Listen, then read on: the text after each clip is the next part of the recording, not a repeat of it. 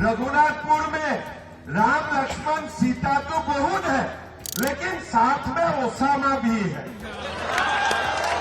कि ये ओसामा क्या है? क्या ओसामा बिन लादेन का दोबारा जन्म नहीं हुआ? तो हमारा देश में जितना भी ओसामा बिन लादेन है, सबको एक एक करके हमें खत्म करना है।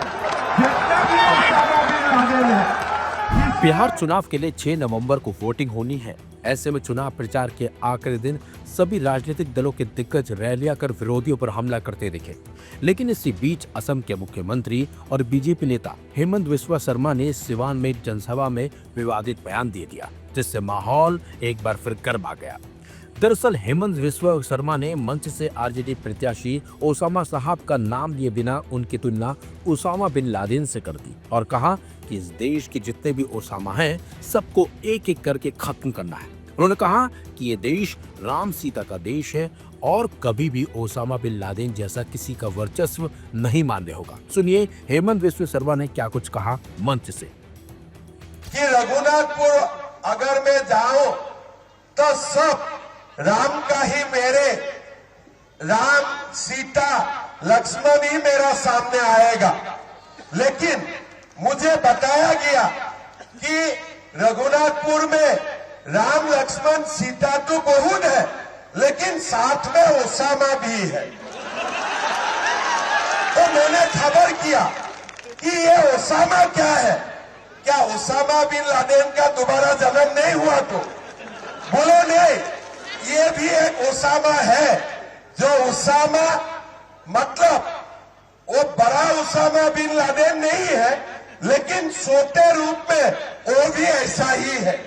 तो मेरा पहले यही चिंतन आया कि चुनाव जीतने का बाद हमारा देश में जितना भी ओसामा बिन लादेन है, सबको एक एक करके हमें खत्म करना है। जितना भी ओसामा बिन लादेन है, इसलिए हमारा देश राम का देश है।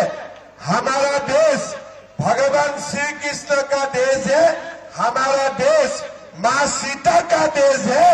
ये देश कभी भी ओसामा बिन लादेन का हो ही नहीं हो सकता है, हो ही नहीं हो सकता है। यहाँ में जो छोटे मोटे ओसामा चुनाव लड़े हैं, मेरा विश्वास है भाई विकास जी इसको निपट लेगा। लेगा कि नहीं निपट लेगा? जीतेगा कि नहीं भाई विकास जी? जितवाना है कि नहीं जितवाना है? आप लोगों को देखिए, छोटे ही हो लेकिन वो ओसामा है। और उनका पिता का नाम क्या थे? शहाबुद्दीन थे।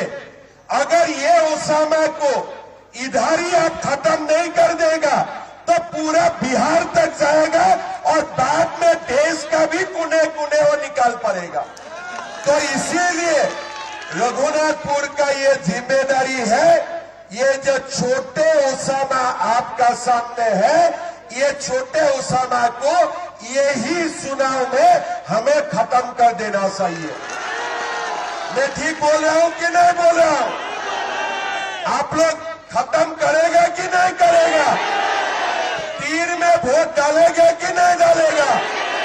तीर में वोट डालना है और ओसामा को हमें खत्म कर देना चाहिए।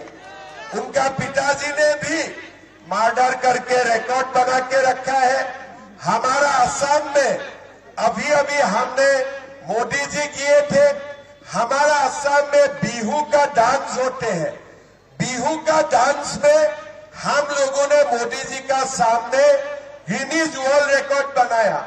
फिर असम में हमारे झूमुर डांस होते हैं, उसका ऊपर मैंने मोदी जी को बुलाया और मोदी जी का सामने हमारा लोगों ने गिनीज वर्ल्ड रिकॉर्ड बनाया। लेकिन हमारे रघुनाथपुर में शहाबुद्दीन और उनका परिवार ने मर्डर करने में गिनीज वर्ल्ड रिकॉर्ड बना के रखा है। आपको बता दें, इससे पहले रघुनाथपुर विधानसभा क्षेत्र में योगी आदित्यनाथ ने भी चुनावी रैली को संबोधित करते हुए पूर्व सांसद शहाबुद्दीन के बेटे और इस सीट से राष्ट्रीय जनता दल के प्रत्याशी ओसामा साहब पर निशाना साधा था। और नाम लिए बगैर कहा था कि जैसा नाम वैसा काम। सुनिए उनका भी बयान। मुझे आश्चर्य हुआ जब मैं रघुनाथपुर में आया और रघुनाथपुर में आकर के मैंने देखा कि आरजेडी ने यहां से जो प्रत्याशी दिया है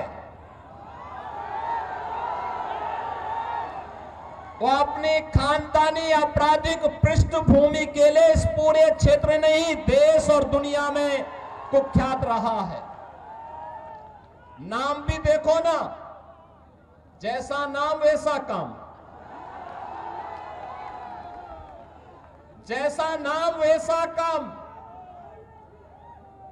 और बहनों और भाइयों, इसीलिए तो मैं कहता हूं, हमने यूपी के अंदर एक बात कही कि भाई देखो, अपराध और अपराधियों के प्रति जीरो टॉलरेंस, और जीरो टॉलरेंस के तहत आज आप देख रहे होंगे आरजेडी और उनके लोग आज भी अयोध्या में श्री राम जन्मभूमि पर भगवान राम के मंदिर का विरोध कर रहे हैं। सीतामढ़ी और उसके आसपास के क्षेत्र में मां जानकी के भव्य मंदिर के निर्माण और कॉरिडोर के विकास के लिए किए जाने वाले कार्य का विरोध कर रहे हैं। यह आरजेडी के लोगों को बताना चाहिए, अयोध्या में श्री राम जन्मभूमि पर भव्य राम मंदिर का निर्माण होने के पहले उत्तर प्रदेश की डबल इंजन की सरकार ने प्रधानमंत्री मोदी जी के नेतृत्व में अयोध्या में राजर्षि दशरथ जी के नाम पर मेडिकल कॉलेज का निर्माण पहले किया, महर्षि वाल्मीकि के नाम पर इंटरनेशनल एयरपोर्ट का निर्माण किया, और फिर 500 वर्षों के कलंक को मिटाते हुए भगवान राम के भव्य मंदिर के निर्माण का मार्ग भी प्रशस्त किया। बिहार चुनाव में आरोप प्रत्यारोप लग रहे हैं, विवादित बयानों का लगातार सिलसिला जारी है, लेकिन ये सब रिजल्ट ही बताएंगे कि जनता किसका साथ दे रही है। क्योंकि आपको बता दें 6 नवंबर को पहले चरण की वोटिंग होनी है, उसके लिए लगातार जोर शोर से चुनाव प्रचार हो रहा है, क्योंकि आखिरी दिन में सभी राजनीतिक दल पूरा जोर शोर लगा रहे हैं ताकि वोट अपने पाले में गिरवा सकें।